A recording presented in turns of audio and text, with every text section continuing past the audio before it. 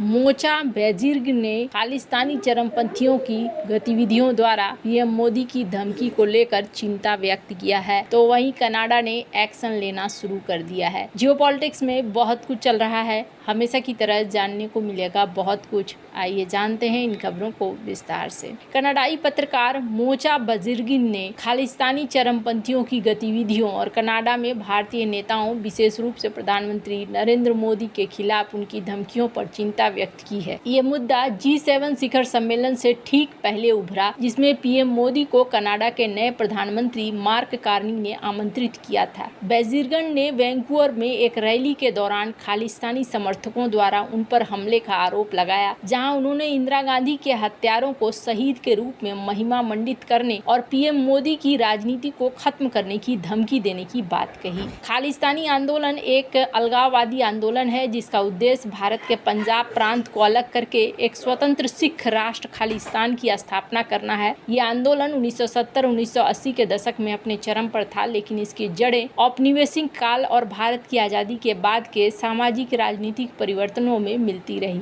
ऐतिहासिक ऑपरेशन की बात करें तो ऑपरेशन ब्लू स्टार और इंदिरा गांधी की हत्या, यहाँ पर 1980 के दशक में जरनैल सिंह भिंडरावाले के नेतृत्व में खालिस्तानी उग्रवादियों ने पंजाब में हिंसा और आतंकवाद को बढ़ावा दिया। भिंडरावाले ने अमृतसर के स्वर्ण मंदिर को अपने मुख्यालय के रूप में इस्तेमाल किया, जहां से हथियार जमा किए गए और आतंकी गतिविधियां संचालित हुई। भारत सरकार ने जून 1984 में ऑपरेशन ब्लू स्टार शुरू किया, जिसमें भारतीय सेना ने स्वर्ण मंदिर परिसर को उग्रवादियों से मुक्त कराया। इस ऑपरेशन में भिंडरावाले सहित कई उग्रवादी मारे गए, लेकिन इसमें कई निर्दोष सिख तीर्थयात्रियों की भी मौत हुई। स्वर्ण मंदिर को नुकसान पहुंचा। इस घटना ने सिख समुदाय में व्यापक आक्रोश पैदा किया और खालिस्तानी आंदोलन को और बल मिला। ऑपरेशन ब्लू स्टार ने सिख समुदाय के एक हिस्से को सरकार के खिलाफ कर दिया। खालिस्तान समर्थकों ने इसे सिख धर्म और संस्कृति पर हमला माना। इस घटना ने खालिस्तानी उग्रवाद को और हिंसक बना दिया। ऑपरेशन ब्लू स्टार के 4 महीने बाद 31 अक्टूबर 1984 को तत्कालीन प्रधानमंत्री इंदिरा गांधी की उनके 2 सिख अंगरक्षकों बेअंत सिंह और सतवंत सिंह ने हत्या कर दी। यह हत्या ऑपरेशन ब्लू स्टार का बदला लेने के लिए की गई थी। हत्या के बाद दिल्ली और भारत के अन्य हिस्सों में सिख विरोधी दंगे भड़क उठे, जिसमें हजारों सिखों की हत्या हुई। इन दंगों ने खालिस्तानी आंदोलन को और हवा दे दी, विशेष रूप से कनाडा, ब्रिटेन, अमेरिका जैसे देशों में बसे सिख प्रवासियों के बीच में। खालिस्तानी आतंकवाद का सबसे कुख्यात उदाहरण 23 जून 1985 को एयर इंडिया फ्लाइट कनिष्क के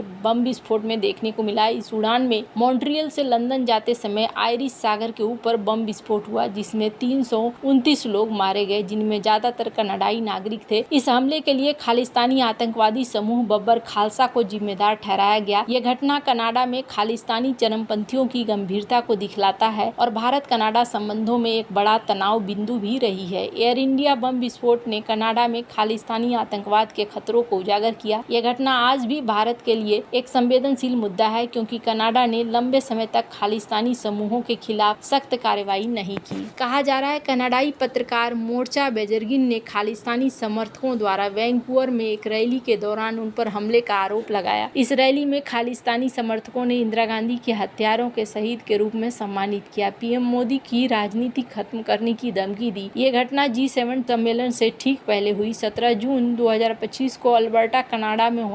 आयोजित होने वाला है। बेजिर्गन ने बताया कि खालिस्तानी समर्थक खुलेआम हिंसा को बढ़ावा दे रहे हैं। उन्होंने कहा कि वे इंदिरा गांधी के हत्यारों को अपने पूर्वजों के रूप में देखते हैं और कहते हैं कि वे G7 में मोदी की राजनीति को खत्म कर देंगे। ये बयान खालिस्तानी समूहों के हिंसक विचारधारा को दिखलाता है। बेजिर्गन ने कनाडा के कुछ राजनेताओं पर खालिस्तानी समूहों को अप्रत्यक्ष समर्थन देने का आरोप लगाया। उन्होंने कहा कि कंजर्वेटिव नेता पियरे पोलिवरे, NDP और कुछ लिबरल सांसदों ने सरे ब्रिटिश कोलंबिया में एक नगर कीर्तन में भाग लिया, जिसमें खालिस्तानी प्रभाव स्पष्ट था। उन्होंने संतोख सिंह केल्हा जैसे व्यक्ति के साथ मंच साझा किया, जो एक विमान बम विस्फोट के दोषी ठहराया गया था। विश्व सिख संगठन ने पीएम मार्क कार्नी के पीएम मोदी को G7 में आमंत्रित करने के लिए आलोचना कही। WHO के कानूनी सलाहकार बलप्रीत सिंह ने इसे कनाडाई मूल्यों और सिख चिंताओं का विश्वासघात बताया। ये संगठन कनाडा में खालिस्तानी आंदोलन को राजनीतिक समर्थन प्रदान करने के लिए जाना जाता है। भारत ने लंबे समय से कनाडा पर खालिस्तानी चरमपंथियों को शरण देने और उनके खिलाफ कार्रवाई न करने का आरोप लगाया है। साल 2023 में कनाडाई पीएम जस्टिन ट्रूडो ने खालिस्तानी आतंकवादी हरदीप सिंह निज्जर की हत्या में भारत की संलग्नता का आरोप लगाया, जिसे भारत ने ने बेतुका करार दिया। इस घटना ने दोनों देशों के बीच राजनयिक संबंधों को और तनावपूर्ण कर दिया। कनाडा में लगभग 8 लाख सिख रहते हैं, जो देश की कुल आबादी का 2% है। यह समुदाय आर्थिक और राजनीतिक रूप से प्रभावशाली है। कुछ सिख संगठन और व्यक्ति खालिस्तानी विचारधारा का समर्थन करते हैं, जो कनाडा की उदारवादी नीतियों और अभिव्यक्तियों की स्वतंत्रता के कारण पनपता है। भारत के विदेश मंत्री एस जयशंकर ने कनाडा की वोट बैंक की राजनीति को खालिस्तानी चरमपंथ के लिए जिम्मेदार ठहराया। कनाडाई राजनेता सिख समुदाय को वोटों को आकर्षित करने के लिए खालिस्तानी समूहों के साथ समझौता करते हैं। कनाडा की अभिव्यक्ति की स्वतंत्रता और शांतिपूर्ण प्रदर्शन की नीतियों का दुरुपयोग खालिस्तानी समूहों द्वारा किया जाता है। ट्रूडो ने साल 2023 में कहा कि कनाडा हमेशा अभिव्यक्ति की स्वतंत्रता का समर्थन करेगा, लेकिन हिंसा और नफरत के खिलाफ कार्रवाई करेगा। हालांकि भारत का मानना है कि ये रूप पर्याप्त नहीं है। पीएम मार्क कार्नी द्वारा पीएम मोदी को G7 शिखर सम्मेलन में आमंत्रित करना भारत कनाडा संबंधों में सुधार की दिशा में एक कदम माना जा रहा है। हालांकि खालिस्तानी समूहों का दबाव और उनकी धमकियां इस प्रक्रिया को जटिल बना रही हैं। कनाडाई पत्रकार जो सुदाल के अनुसार ये शिखर सम्मेलन दोनों देशों के लिए सॉफ्ट रीस्टार्ट का अवसर भी हो सकता है। कनाडा की पील रीजनल पुलिस ने प्रोजेक्ट पेलिकन नामक एक बड़े अभियान में एक नशीले पदार्थ और आतंकवाद से जुड़े नेटवर्क का भंडाफोड़ किया है, जिसके खालिस्तानी समर्थक से संबंध होने के संदेह हैं। इस अभियान में कनाडा के इतिहास में अब तक की सबसे बड़ी कोकीन जब्त की गई, जिसमें 479 केजी कोकीन यानी कि $47 मिलियन